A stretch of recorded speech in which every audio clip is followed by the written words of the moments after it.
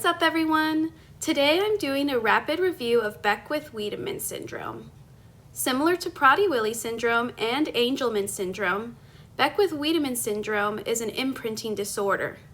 Thus, understanding genomic imprinting is the key to understanding its inheritance. The imprinting process means that for some genes, only the copy inherited from one parent, either the mother or the father, is active. The other copy is silenced or turned off by adding a tiny chemical tag to the DNA in a process called methylation. Now, Beckwith Wiedemann syndrome, or BWS, involves a cluster of imprinted genes on the short arm of chromosome 11, specifically region 11p15.5. There are two main control regions in this cluster that regulate gene expression.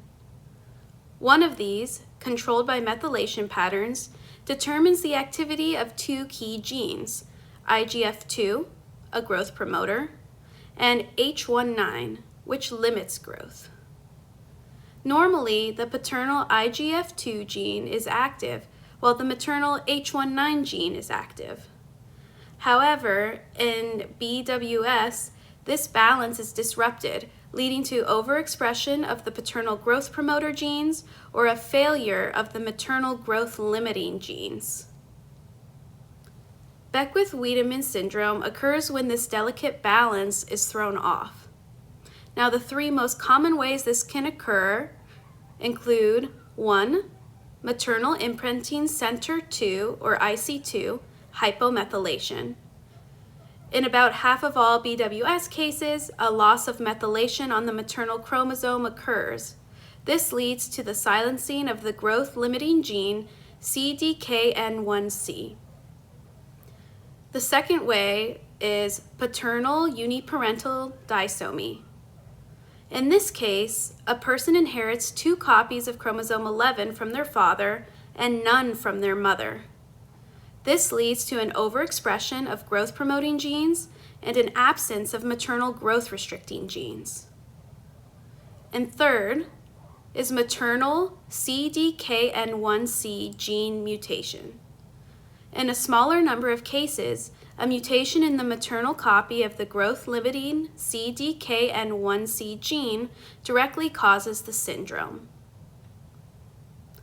A simple way to remember the syndrome's key features is to think of BWS as standing for big, whole self, referencing the generalized overgrowth. These hallmarks are, again, overgrowth. Babies are often larger than average, and this is referred to as macrosomia. A large tongue, or macroglossia, and this can cause breathing and feeding problems. And then abdominal wall defects, such as an omphalocele or umbilical hernia. Other characteristics include neonatal hypoglycemia or low blood sugar, ear creases or pits, and an increased risk of childhood cancers, most commonly Wilms tumor and hepatoblastoma. And that's your rapid review. Hit that like and subscribe button for more tricks and tips. Feel free to comment below with your study tricks, and I'll see you next time.